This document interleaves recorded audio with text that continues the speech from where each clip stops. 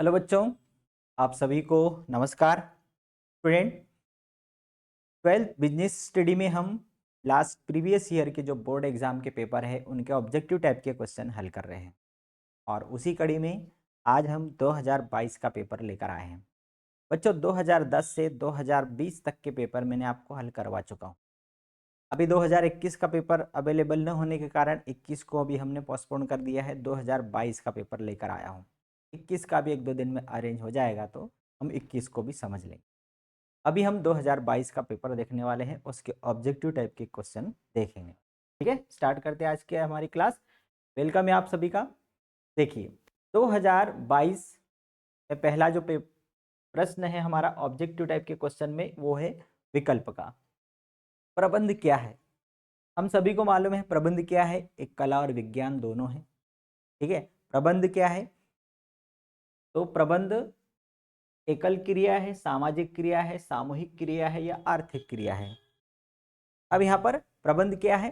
तो प्रबंध सब साथ मिलकर के काम करने वाली क्रिया है। मतलब ये कैसी क्रिया है? ये सामूहिक क्रिया है। ये क्लियर? प्रबंध के कितने स्तर है हम सभी को मालूम है। प्रबंध के 3 स्तर है, उच्च स्तर, मध्य स्तर और निम्न स्तर। अधिकार अंतरण होता है। तो अधिकार अंतरण का मतलब ये होता है कि जैसे कोई एक उच्च अधिकारी है, उसके पास बहुत सारे काम हैं, तो वो क्या करता है, अपने कुछ कार्य अपने अधीनस्थ मतलब उसके नीचे काम करने वाले लोगों को सौंप देता है। ये कहलाता है अधिकार अंतरण। तो ये अधिकार अंतरण का मतलब होता है कार्य करने का अधिकार देना। तो आप उसको याद करना ना, अधिकार अंतरण मतलब उसका संबंध किससे हो गया? अधिकार से हो गया। तो यहाँ सीधा सा आंसर आपका क्या आ जाएगा? अधिकार। अधिकार अंतरण मतलब अधिकार का अंतरण करना। अंतरण करना मतलब ट्रांसफर कर देना, या अपना पावर, कुछ पावर अपने अधीनस्थ को दे देना। पर्यवेक्षकीय स्तर का प्रबंधक होता है। पर्यवेक्षक प्रबंध मतलब निम्न स्तर का प्रबंध, निम्न स्तरीय प्रबंध। भाई 3 स्तर होते हैं, उच्च स्तर, मध्य स्तर, निम्न स्तर। तो निम्न स्तरीय प्रबंधक को पर्यवेक्षकीय प्रबंधक भी कहा जाता है। नियंत्रण किससे रिलेटेड है? तो नियंत्रण परिणाम से रिलेटेड है। भाई जब भी कोई परिणाम में कुछ भी डिफरेंस रहा तो नियंत्रण का सीधा सा संबंध परिणाम से है। ठीक है, आपको ये याद रखना है। फिर है अगला है स्कंद विपणी कहलाता है। ये अभी आपके कोर्स में से हटा दिया गया है। स्कंद विपणी वाला मतलब वित्तीय बाजार वाला जो पोर्शन है वो कोर्स से हट गया है। तो हर पेपर में आपको मिलेगा। स्कंद विपणी है तो द्वितीयक बाजार, स्टॉक मार्केट। स्कंद विपणी मतलब स्टॉक मार्केट होता है। क्वेश्चन नंबर 2, रिक्त स्थानों की पूर्ति करना है। तो रिक्त स्थानों की पूर्ति में प्रबंध के सिद्धांत खालिस्तान होते हैं। भाई प्रबंध के सिद्धांत तो 2 लोगों ने दिए, हेनरी फ्योल और FW टेलर। तो जो सिद्धांत है ये देश काल परिस्थिति के अनुसार बदलते रहते हैं। बदलना जिसमें प्रकृति आ गई वो कैसे होंगे? वो गतिशील होते हैं। तो प्रबंध के सिद्धांत कैसे हैं? गतिशील है।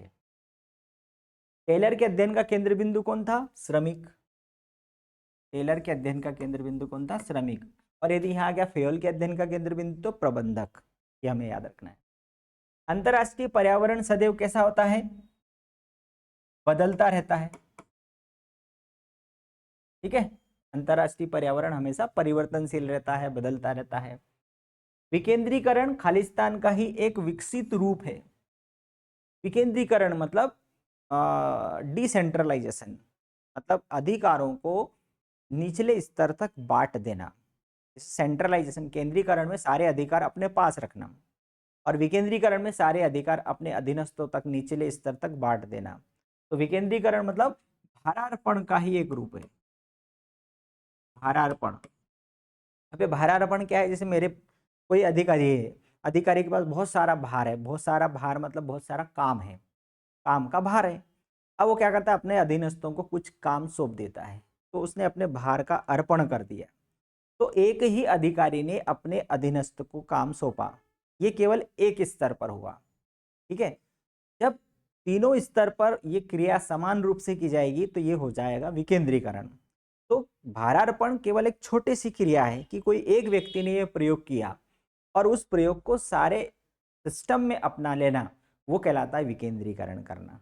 ठीक है, तो विकेंद्रीकरण भारार्पण का ही एक विकसित रूप है। भारार्पण एक छोटा सा प्रयोग है और विकेंद्रीकरण उसका बड़ा विकसित रूप कहलाता है। तो ये विकेंद्रीकरण भारार्पण का एक विकसित रूप है। भर्ती के पश्चात चयन होता है।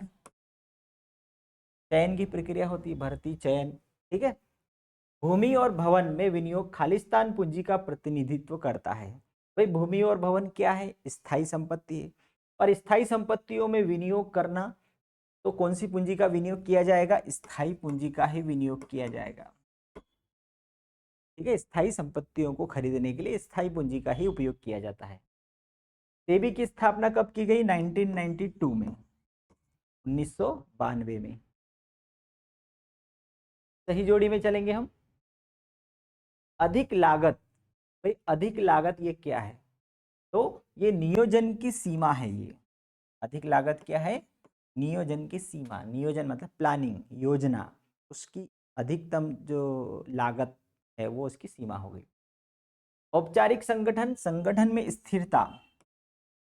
इस संगठन दो प्रकार के होते हैं, एक औपचारिक और दूसरा अनौपचारिक। औपचारिक संगठन मतलब जितने भी कंपनियां हैं, इनमें जो काम करने के जो पूरी चैनल रहती है अधिकारियों की, औपचारिक संगठन कहलाते हैं।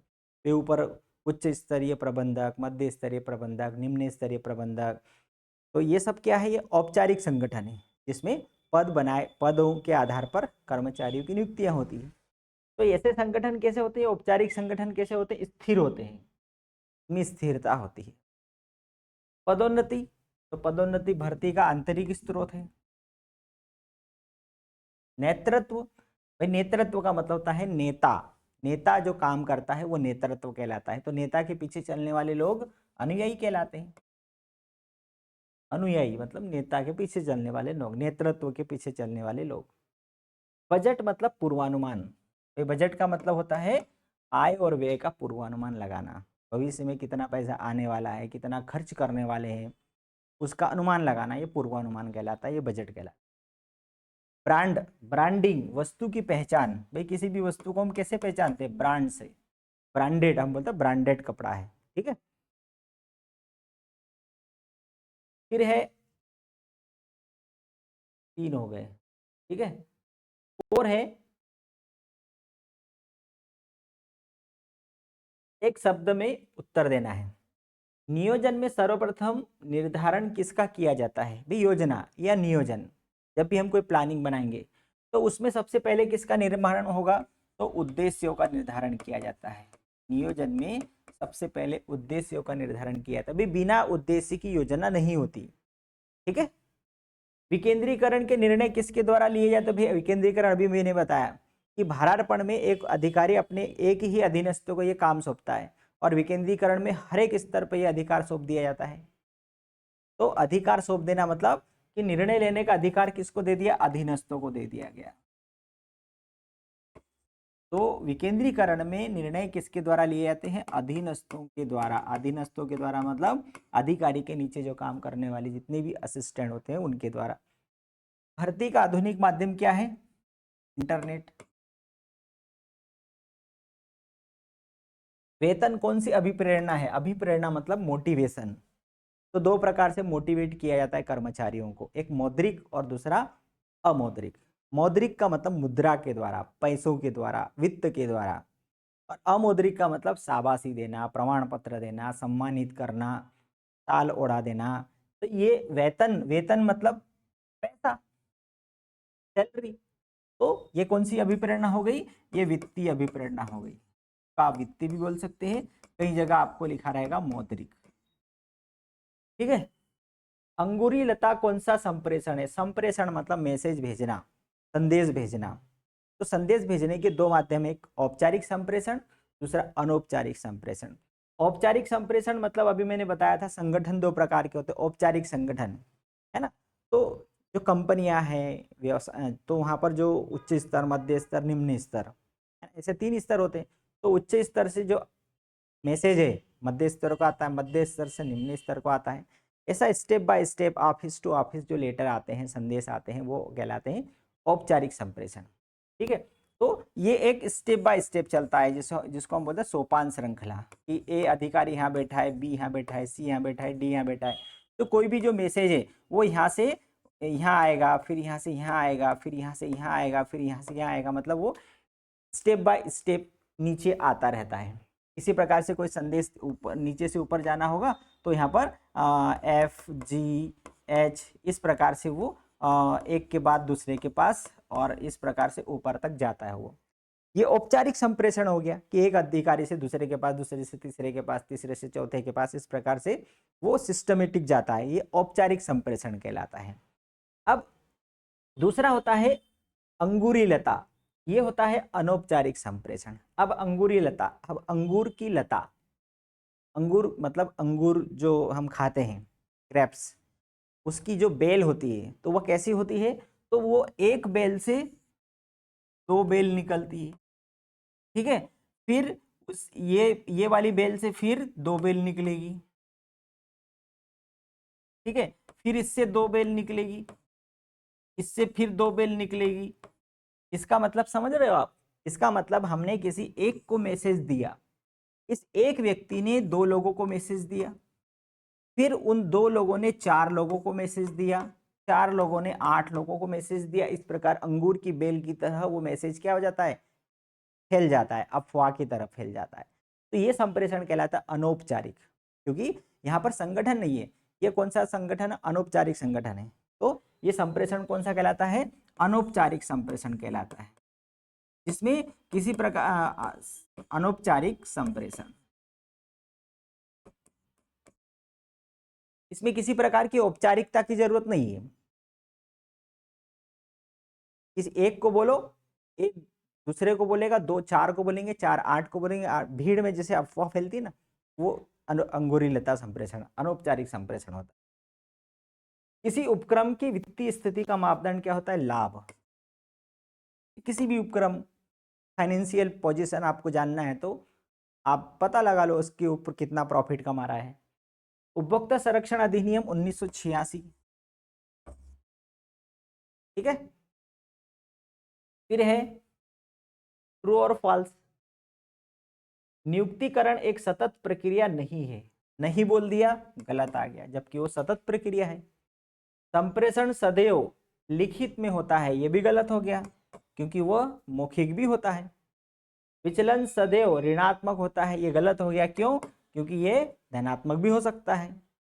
वित्तीय प्रबंध सामान्य प्रबंध का भाग है। भाई सामान्य प्रबंध में पहले आपको बता चुका हूं कि ये सामान्य प्रबंध का एक पेड़ है, ठीक है। अब इसकी अलग अलग ब्रांचेस हो जाएगी।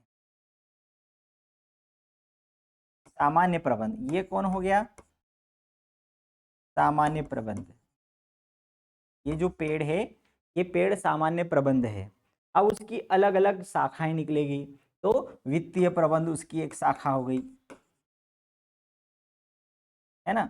विपणन प्रबंध उसकी एक शाखा हो गई, वित्तीय प्रबंध, विपणन प्रबंध, फिर लागत प्रबंध, ऐसे जितने भी प्रबंध हैं वो सब इस सामान्य प्रबंध की ब्रांचेस कहलाएगी, शाखाएं कहलाएगी। तो वित्तीय प्रबंध सामान्य प्रबंध का भाग है, ये क्या हो गया, ट्रू हो गया।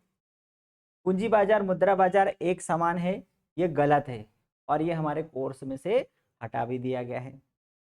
विज्ञापन विक्रय संवर्धन में सहायक है, बिल्कुल है। विक्रय को बढ़ाना, विक्रय संवर्धन मतलब विक्रय को बढ़ाना, और विक्रय को कैसे बढ़ाया जाता है, विज्ञापन के माध्यम से बढ़ाया जाता है। तो ये क्या होगा, सही हो गया।